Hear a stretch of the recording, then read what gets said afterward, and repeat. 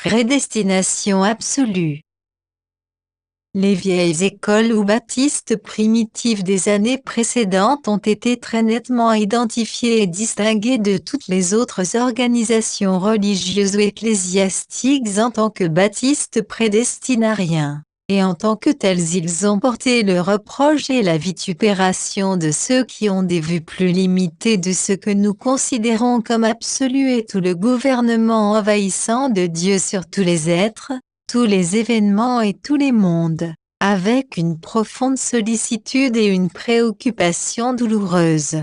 Nous avons vu dans la prédication et les écrits de certains de nos frères une disposition à céder ou à modifier la doctrine afin de limiter son application à des choses telles que l'entendement charnel de l'homme ou la sagesse de ce monde peut approuver, alors que certains admettront que toutes les choses qu'ils considèrent comme pures et saintes sont ordonnées ou prédestinées de Dieu.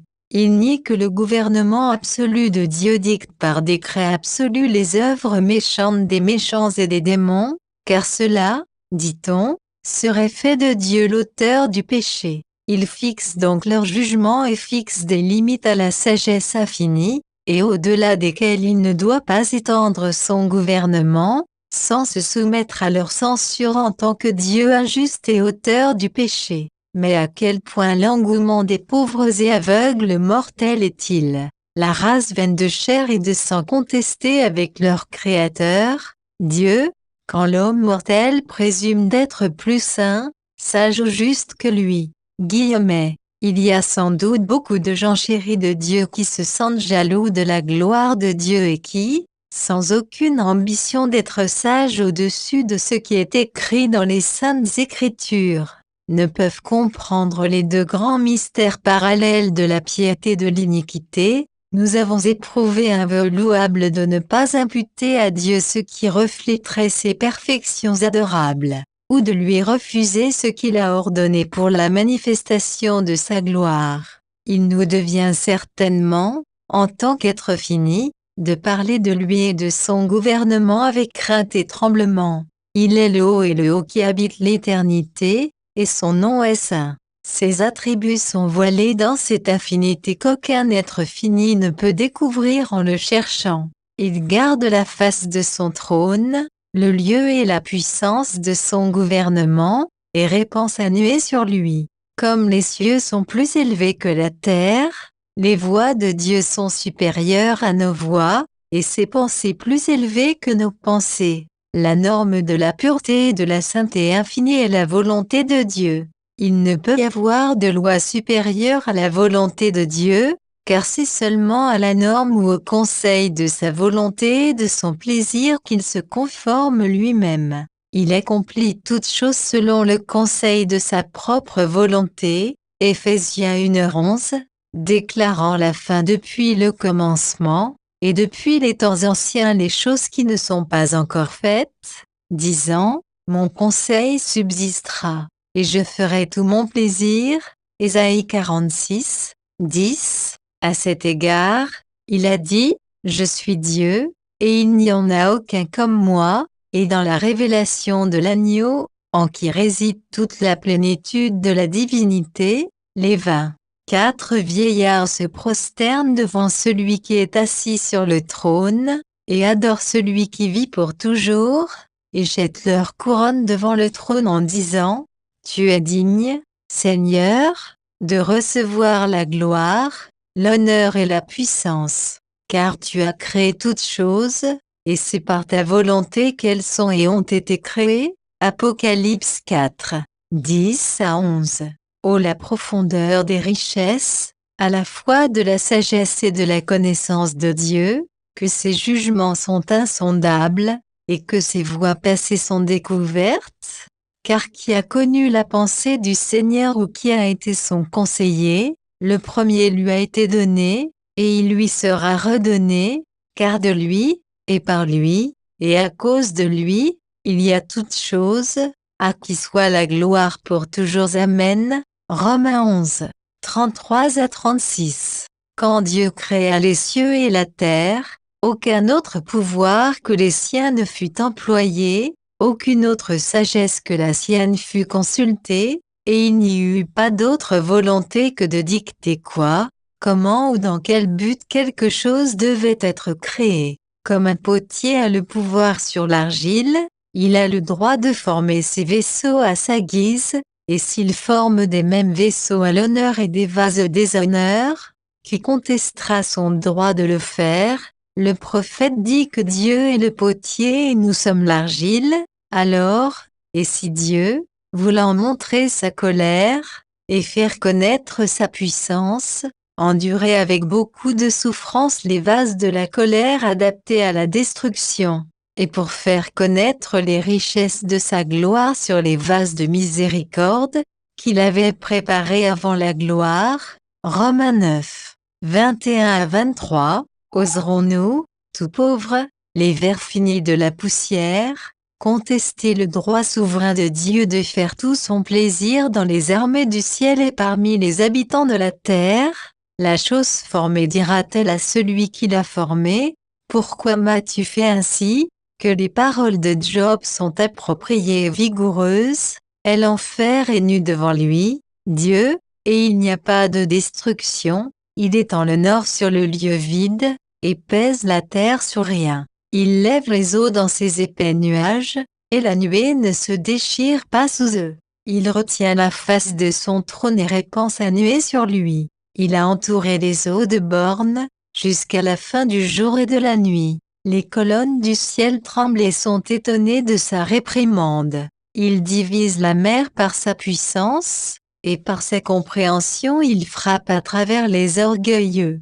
Par son esprit, il a décoré les cieux, sa main a formé le serpent tordu. Voici, ce sont des parties de ses voix, mais combien peu on entend parler de lui, mais le tonnerre de sa puissance qui peut comprendre?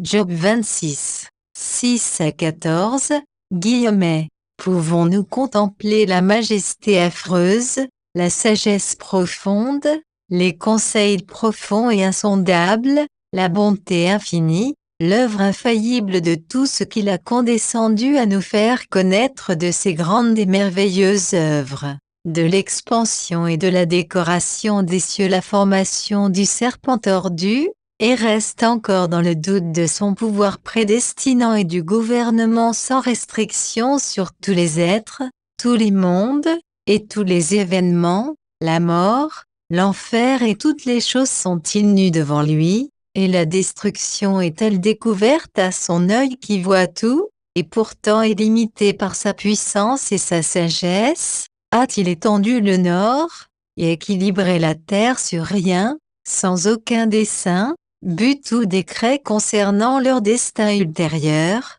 Dieu a-t-il lié les eaux dans son épais nuage, et donné à la mer son décret, afin que les eaux ne passent pas son commandement? Proverbe 8h29, et pourtant tout laissé au hasard du hasard, quand il a placé son trône au-dessus des cieux, était-ce pour être le lieu sans pouvoir dans le contrôle du destin de toutes choses dans le ciel et la terre et l'enfer? Depuis environ 6000 ans, le soleil, la lune et les étoiles ont rempli avec exactitude leurs orbites respectives, et sans la variation d'une seconde de leur création, ils ont fait toute leur révolution, en obéissance au décret du Créateur. Est-ce par hasard que les cieux déclarent la gloire de Dieu, et le firmament montre son œuvre? Mais, disent ceux à qui la doctrine du gouvernement universel est obscure, nous admettons que Dieu a prédestiné certaines choses, mais n'admettons pas qu'il a prédestiné toutes les choses qui arrivent. Voyons comment ce gouvernement partiel ou limité serait en accord avec le dossier divin.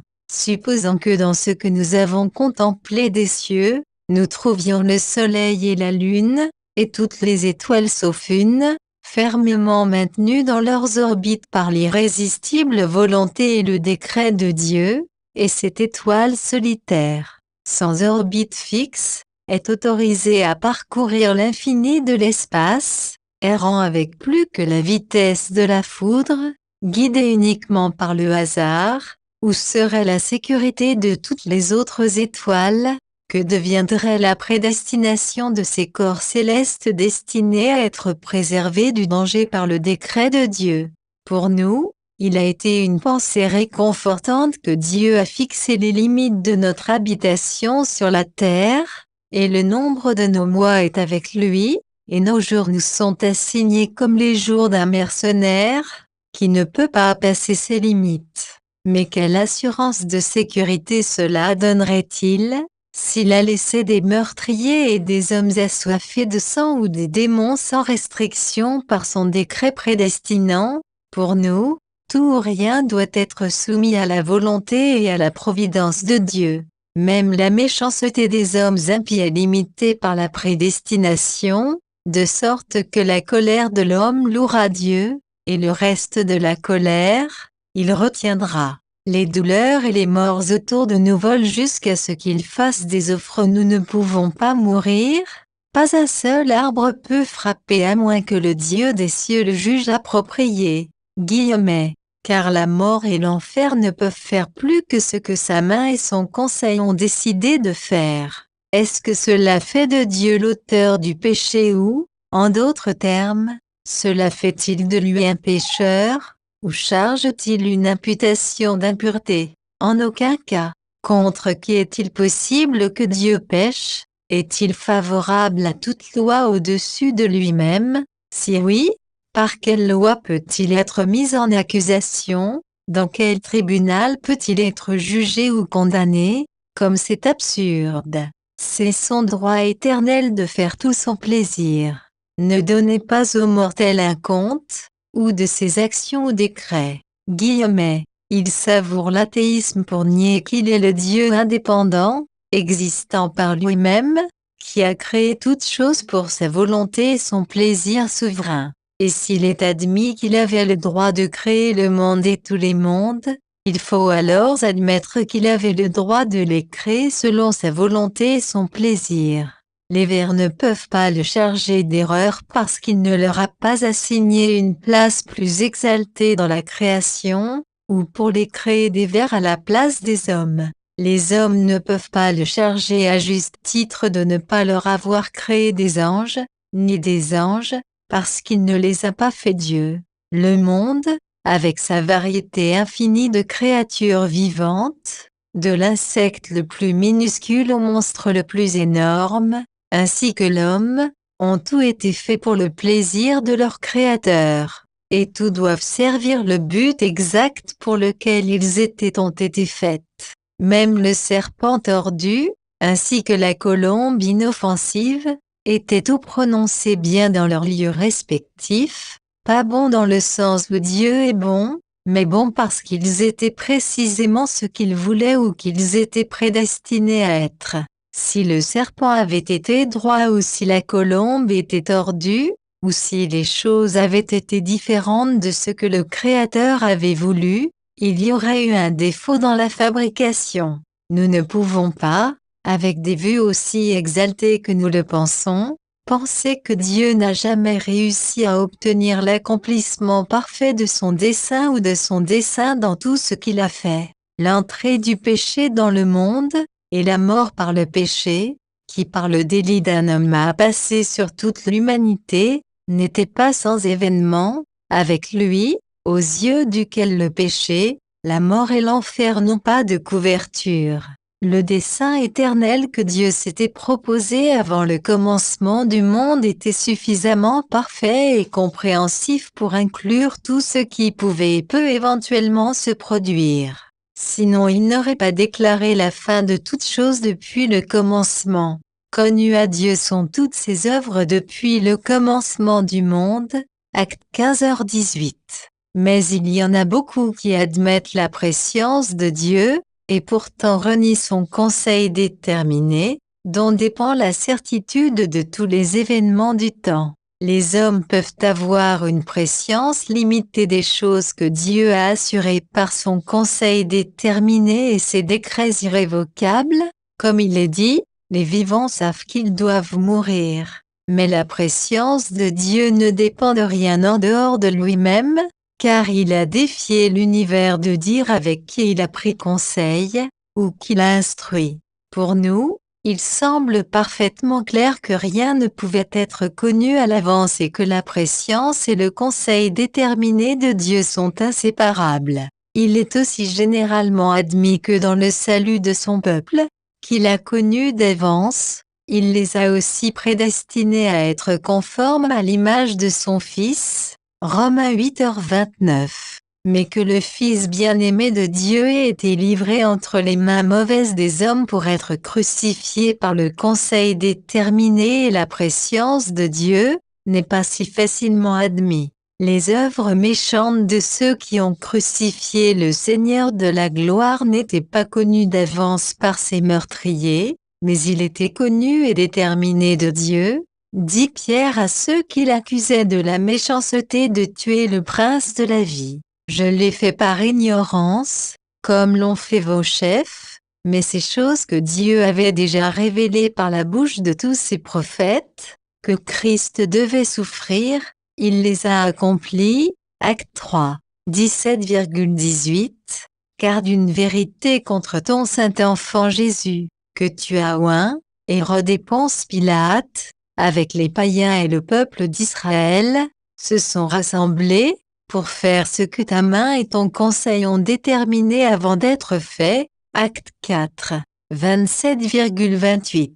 Guillemets. La méchanceté des hommes en trahissant et en crucifiant notre Seigneur avait été prédite positivement depuis les jours d'Abel, dans ce que Dieu a dit au Père par les prophètes, et par ce qui était signifié par toutes les offrandes faites sous l'ancienne dispensation. Les pièces d'argent pour lesquelles il a été trahi ont été comptées et déclarées des centaines d'années avant la naissance de Judas et le partage de ses vêtements, et le sort de sa robe sans couture, était déterminé de Dieu et déclaré par les prophètes. L'histoire de Joseph, et la méchanceté de ses frères, était en accomplissement de ses rêves, et conformément au but dans lequel Joseph a dit, Dieu le signifiait pour le bien. Il a été dit par certains que ces grands événements que Dieu a annulés pour toujours ont été ordonnés par le Seigneur, mais que les petites choses et la méchanceté des hommes n'étaient pas prédestinées.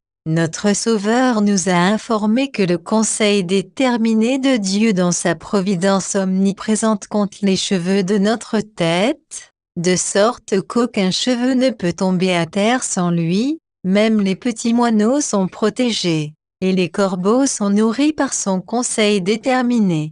Et Paul nous assure, nous savons que toute chose concourt au bien de ceux qui aiment Dieu, à ceux qui sont appelés selon son dessein. Il nous semble déraisonnable, aussi bien qu'anti-scripturaire, de dire que le gouvernement de Dieu dirige et contrôle certaines choses, et que d'autres choses sont laissées au contrôle des hommes ou des démons. Si le gouvernement de Dieu ne s'étend qu'aux bonnes actions des hommes, alors son gouvernement absolu est totalement exclu, car il est écrit, il n'y a pas de juste, non, pas un seul, il n'y a aucun qui comprenne, il n'y en a aucun qui cherche Dieu. Ils sont tous écartés, ils sont ensemble devenus inutiles, il n'y en a pas qui fait bien, non, pas un seul. Romains 3, 10-12. Nous ne limiterons pas le gouvernement de notre Dieu, ni, parce que nous ne pouvons pas comprendre ses desseins, osons dire qu'il n'a aucun dessein. Il habite dans les ténèbres les plus épaisses, effectue son travail, la cause cache, mais, bien que ses méthodes soient inconnues, le jugement et la vérité soutiennent son trône. Au paradis, et la terre, et l'air, et les mers, il exécute ses décrets fermes, et par ses saints, il est confessé que ce qu'il fait est toujours le meilleur. Guillemets. Les hommes agissent volontairement lorsqu'ils commettent un péché, ils n'ont pas plus de connaissance ou de respect pour le dessein de Dieu, que les frères de Joseph ou la femme de Potiphar dans son cas, car il n'y a pas de crainte de Dieu devant leurs yeux. Il en est de même avec les princes de ce monde, s'il avait connu Jésus, il n'aurait pas crucifié le Seigneur de la gloire. Mais il fallait que Joseph fût mis en prison, et il convenait que le Christ souffrit, de sorte que la connaissance des persécuteurs de Joseph et de Jésus fut cachée, jusqu'à ce qu'ils remplissent la coupe de leur méchanceté. Et c'est ainsi dans la sagesse de Dieu que le monde ne le connaîtra pas par la sagesse. Pourtant, telle est la sagesse, la puissance et le bon gouvernement de notre Dieu, qu'il peut établir les limites exactes par lesquelles la méchanceté des hommes et des démons est limitée, et au-delà de laquelle ils ne peuvent pas aller. Satan est lié de 1000 ans avec une grande chaîne, et après 1000 ans il sera délié pour une courte période. Avec toute sa rage et sa méchanceté,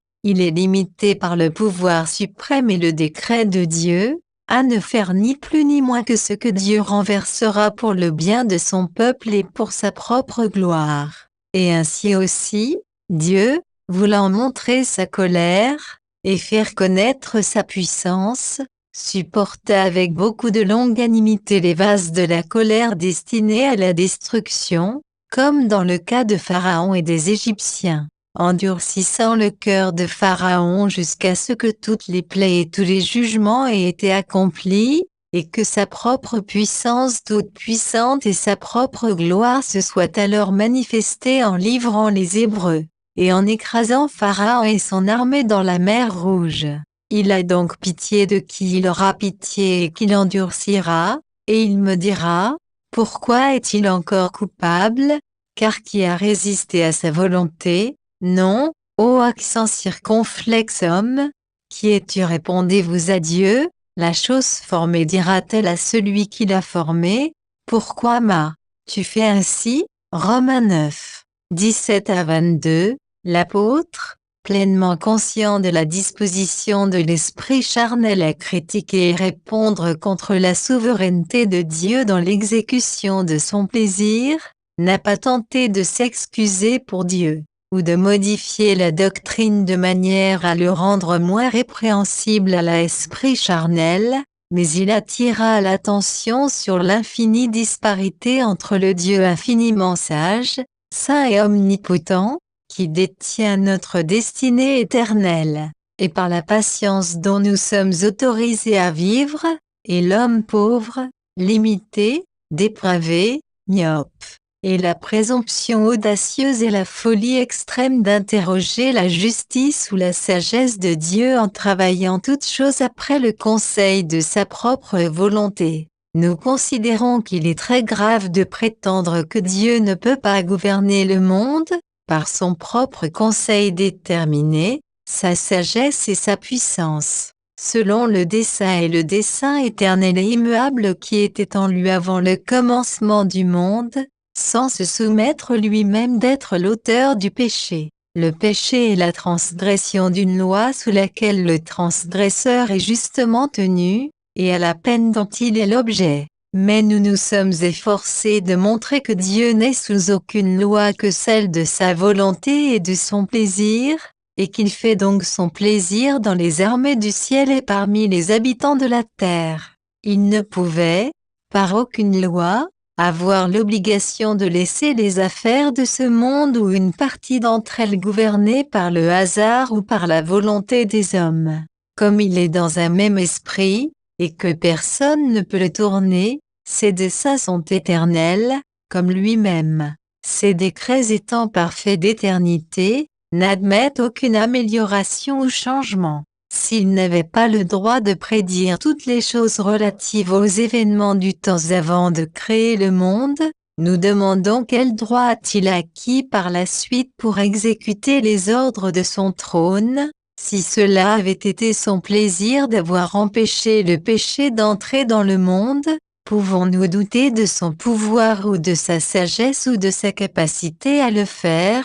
Si le péché est entré dans ce monde en opposition à sa volonté, ou parce qu'il n'avait pas la sagesse et le pouvoir d'empêcher son entrée, quelle assurance avons-nous qu'il n'entrera pas aussi dans le monde à venir? Mais il est de notre avis beaucoup plus cohérent avec ce que Dieu nous a fait gracieusement connaître de son être et ses attributs de croire que Dieu avait un but digne de lui-même, même impénétrable pour nous, en ce qui concerne l'entrée du péché, ainsi que en ce qui concerne toutes les autres choses. Il nous dit, reste tranquille et sache qu'il est Dieu. Pour notre esprit faible, la conclusion est inévitable, que la prédestination de Dieu soit contrôle tout ou rien. Nous regardons une vaste machine compliquée, avec ses 10 000 roues. Nous ne pouvons pas comprendre son fonctionnement, mais on nous dit que le machiniste a une connaissance parfaite de toutes ses parties sauf une. Il y a un usage précis pour chaque roue et chaque ressort. Mais on en tient dans la machine qui n'a pas de mouvement certain ou d'usage défini. Combien de temps cette machine pourrait-elle fonctionner en toute sécurité, avec partie indisciplinée à tout moment susceptible de jeter le tout dans la confusion? Nous ne pouvons voir comment une partie du gouvernement de Dieu peut être absolue et sûre, si Dieu n'a pas le gouvernement indivisible de l'ensemble dans toutes ses parties, et s'il a aujourd'hui le plein contrôle, n'avait-il pas le même contrôle hier et pour toujours? S'il n'a pas le plein contrôle aujourd'hui, y a-t-il une certitude qu'il aura demain ou à toute période future? Si nous admettons que Dieu gouverne absolument toutes choses selon le conseil de sa propre volonté et qu'il est immuable, alors nous devons admettre qu'il a déterminé ce qui doit arriver et ce qui ne doit pas arriver dans le temps ou dans l'éternité. Mais nier son contrôle universel de toutes choses, y compris toutes les principautés et puissances, trônes et dominions, les choses présentes ou à venir, visibles ou invisibles, c'est nier qu'il est le Dieu de toute la terre et nier virtuellement son pouvoir éternel et divinité. S'il n'a pas le pouvoir et la sagesse de déterminer tous les événements, comment peut-il faire que toutes choses fonctionnent ensemble pour le bien de ceux qu'il aime?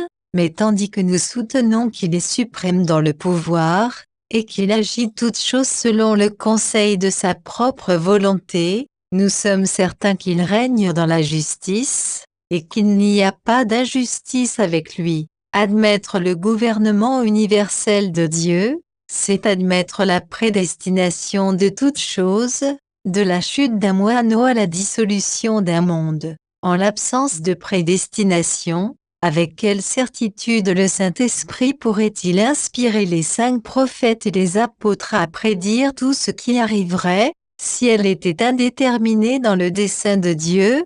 Comment les apôtres pourraient-ils nous parler des temps périlleux qui devraient arriver dans les derniers jours, ou de l'apostasie de la foi, et de la méchanceté spirituelle dans les hauts lieux? Mais nous soumettrons ces remarques à la considération de nos lecteurs, et nous désirons que ce que nous avons écrit puisse être soigneusement testé par la norme infaillible, les Écritures, et reçu seulement dans la mesure où elles sont soutenues par la parole et l'Esprit de notre Dieu. Octobre 1880 LD Gilbert Bebe.